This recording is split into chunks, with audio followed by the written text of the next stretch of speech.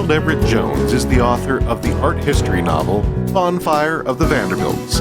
Find help for self-published authors and free podcasts at getpublishedradio.com.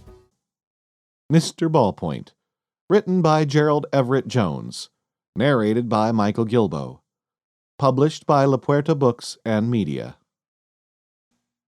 Chapter 1. Sometimes you wonder how a thing started.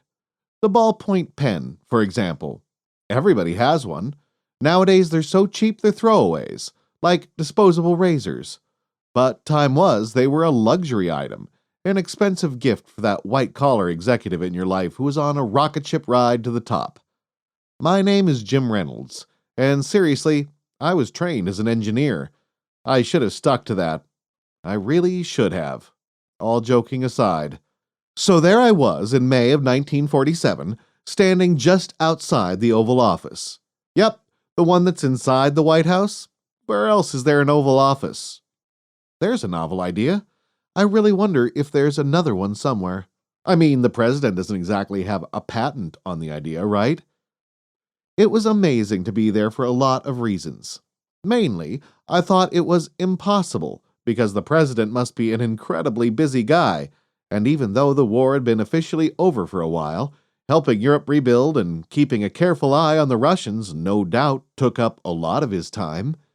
Even after we had the appointment set with him, I wondered whether we'd be able to meet him at all when I read in the paper that the White House was undergoing renovations. They'd moved the Trumans over to Blair House across the street, and I worried that if we were so lucky as to get in front of him, it might be in a hallway somewhere for about a minute. But it turned out that the Oval Office itself was still open for business every day. While work on the residence was going on, Mr. Truman and Bess slept over at Blair House, and the Secret Service took him back and forth each day to his office. Anyhow, I was standing there because I was too nervous to sit. And I was there not because of anything I did, not really, but because of what my father did, or didn't do, or didn't necessarily mean to do.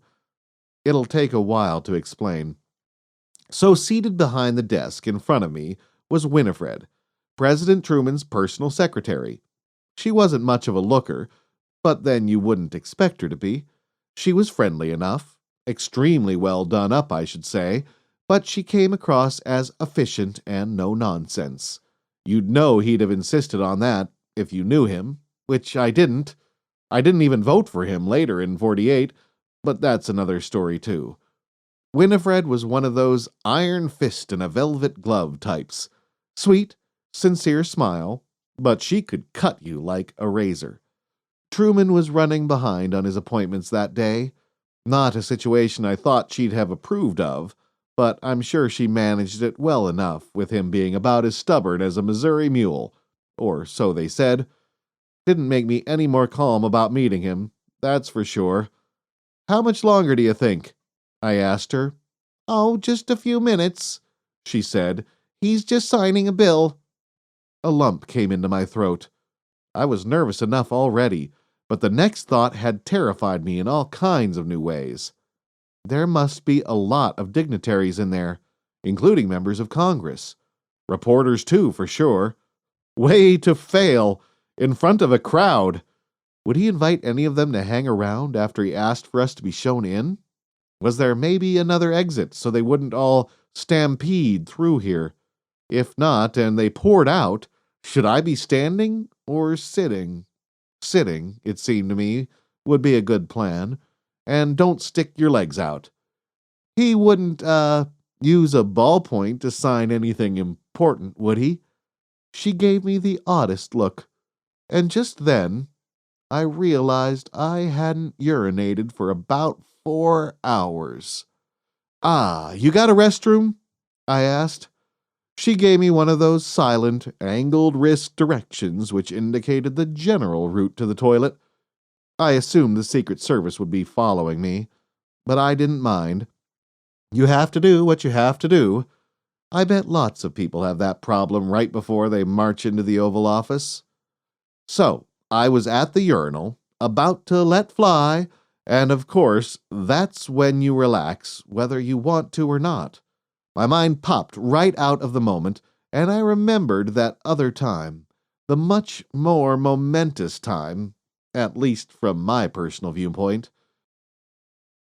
Get Published is all about self-publishing and self-expression, and that getting published and the ease of getting published these days is really all about exercising the First Amendment in this free society of ours. What we need these days are more ideas. Even though we're deluged with information, we need more good ideas. And we need debate about those ideas. Book-length debate, not just snippets that are posted on social media, not just selfies and cute pictures of your pets, the things that you really think. And remember, because in self-publishing there are no gatekeepers out there, that is the good news and that is the bad news. So hire some good help. Perhaps you found that here. You may find it on the website, whatever you're looking for, whether it's an editor or a book designer or somebody help you promote. But hire good help, get good advice, and by all means, please get published. The Get Published radio show with Gerald Everett Jones is produced by Runkey Productions. Our producer is Lori Marple and your announcer is Bill Navarro. Music by Jason Shaw. You'll find links to support services on our website, getpublishеdradio.com. So whether you're an author, a publisher, or a self-promoter, get help at getpublishedradio.com. And thanks for listening.